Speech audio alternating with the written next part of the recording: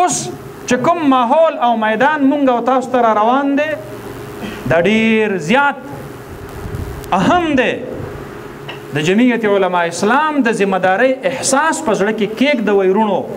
د هرې سطح امیر په خپله حلقه کې د جمعیت علماء اسلام مسؤول دی، مسؤول خپل حدود وپېژنئ. د ویلیج کونسل امیر او نائب امیر او جنرال سیکرټري صاحب ستا د ویلیج کونسل د یو سر نه راواخله تر بل سره پورې په دې کې پاتې کېدونکو خلقو کې د جمعیت علما د زړو ملګرو ترمنځ جوړ راوستل هم ستا ذمہداري ده.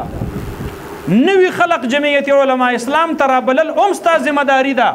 او دا چې کوم خلق سار او بیګا لګیا دي او جبې د علماو په غیبت باندې ککړي دي هغه خلق د الله نه يرول او هغې ته د جمعیت علما دعوت ورکول هم ستا ذمہداري ده.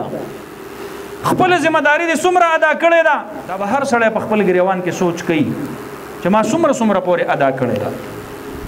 تقصیرات او کمی زمونږ نه به ډېر شوي. الله رب العالمین دې راته معاف کړي.